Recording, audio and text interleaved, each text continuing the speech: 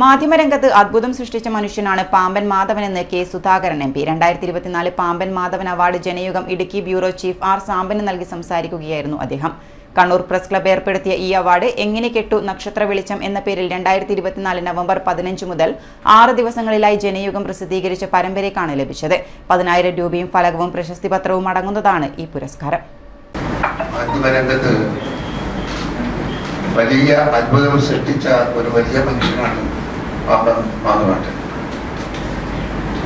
മാധവന്റെ ഓർമ്മ ചെറിയ കുട്ടിക്കാലം മുതൽ നമ്മുടെയൊക്കെ മനസ്സിൽ വിരാജിച്ച ഒരു ചരിത്രത്തിന്റെ ഭാഗമാണ്. ഞാൻ എടക്കാട് പഞ്ചായത്തിലാണ്. എടക്കാട് പഞ്ചായത്തിൽ കോൺഗ്രസിന്റെ പ്ലാറ്റ്ഫോമിൽ മാധവാട്ടൻ കടന്നു പോകാത്ത പ്രദേശം എടക്കാട് മണ്ഡലത്തിൽ എവിടെയുമില്ല.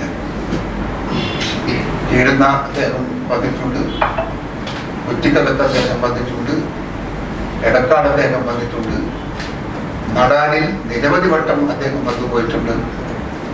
അവിടെയൊക്കെ പാർട്ടിയുടെ പ്രവർത്തകർ എന്ന നിലക്ക് കുട്ടിക്കാലത്ത്, എന്റെയൊക്കെ കുട്ടിക്കാലത്ത് മാധവാട്ടന്റെ പ്രസംഗം കേൾക്കാൻ ഞങ്ങളൊക്കെ പോയിരിക്കും.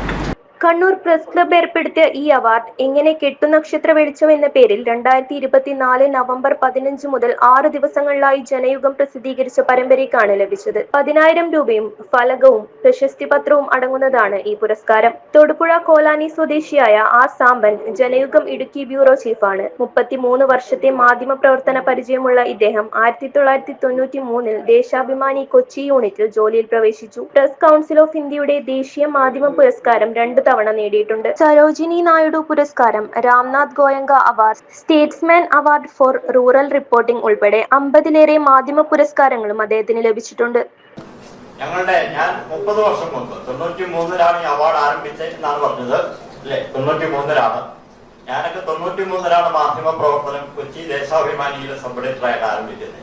അപ്പൊ കൊച്ചി ബ്യൂറോയില് ജോലി ചെയ്യുന്ന കാലത്ത് എനിക്ക് തോന്നുന്നത് 2-ാമത്തെയോ 3-ാമത്തെയോ അവാർഡായിരിക്കാം എന്റെ അടുത്തിരുന്ന് ജോലി ചെയ്യുന്ന ശ്രീകണ്ഠന്, കെ ശ്രീകണ്ഠന് അന്ന് മികച്ച വാർത്താ സ്കൂപ്പിനുള്ള അവാർഡാണ് കൊടുത്തത്.